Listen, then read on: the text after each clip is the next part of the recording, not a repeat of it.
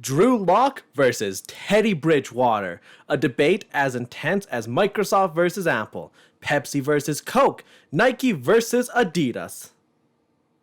Okay, maybe I'm selling it a little bit too much. Honestly, the debate between them is more like which brand of bottled water is the best. Because they're all sort of the same, and what you're getting is boring at best. While the quarterback situation looks pretty boring though, the rest of the roster may surprise some people. Let's take a look at the Denver Broncos roster and see how they'll do in next season. I already mentioned how Locke versus Bridgewater isn't too exciting.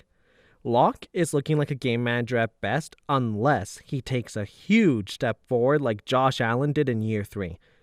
Bridgewater could be the better option as the Broncos offer a lot more support than the Panthers did, so he could surprise people. But Bridgewater also isn't the long-term solution. Neither of these quarterbacks inspire much confidence, and I expect them to drag the team down a lot. It's a shame that Denver doesn't have a true franchise quarterback because their weapons are great. Jerry Jeudy is shaping up to be a really exciting young receiver that should develop into a true game-changing force. If Courtland Sutter returns at full strength from his ACL injury, the Broncos boast an amazing 1-2 duo at wide receiver. There's also talent behind them with guys like Tim Patrick, KJ Hamler, and tight end Noah Fant. I especially expect Fant to have a huge year. Jeudy and Sutton will open up a lot of space for him to work, and he has the perfect combination of speed and strength to bully any defender in a one-on-one situation. Throw in a solid O-line and a good running back duo with Melvin Gordon and rookie Javonte Williams, and this is shaping up to be one of the better supporting casts in the league. They have talent at all positions, and the O-line offers good running lanes and solid pass protection. On defense, the Broncos made some big moves in the offseason to take them to the next level. In a division where you have to cover guys like Tyreek Hill, Travis Kelce, and Keenan Allen, having solid pass protection is everything. What looked like a weakness last year is now a strength, with additions like Patrick Surtain, Kyle Fuller, and Ronald Darby. Surtain looks like one of the best prospects of the draft, and I expect him to have an immediate impact. Fuller should excel opposite of Surtain, and Darby is a great third option to have.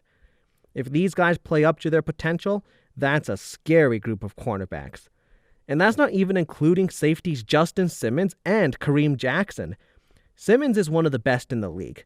His unique blend of speed and strength makes him perfect for covering the deep ball or stuffing run plays.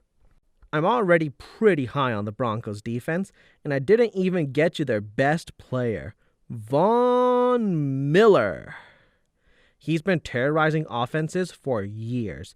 If he returns healthy, he's a game-wrecking force that can completely blow up an opposing team's game plan. Miller will be flanked by other talented pass rushers like Bradley Chubb and Malik Reed, who led Denver in sacks last year. I expect the cornerbacks to lock down receivers, which should give the front seven plenty of time to work on getting after the quarterback. This defense should be a top 10 unit in the league. If their talent on paper translates to on-field production, they'll be making some serious noise. I'm really high on the Broncos roster top to bottom. Of course, the huge question with them is their quarterbacks. Can Locke or Bridgewater ascend to even an Alex Smith level of game manager? That alone could make them a really scary team, and they could potentially leapfrog the Chargers. We all know they're not going to beat the Chiefs, but some solid quarterback play could get them into a wild card berth. Their defense is stacked, and their offense has a really solid supporting cast that'll give Locke or Bridgewater every opportunity to succeed. If they're able to capitalize, I think the Broncos will be a surprise playoff team next year. And that does it for my Broncos analysis. Be sure to like and subscribe if you like this type of content, as I'm already over 20 teams done, and I'm planning on doing the rest soon. I'm also going to be doing some fantasy football content as well in the future. Thanks for watching All Sports. I'm Tommy Osborne.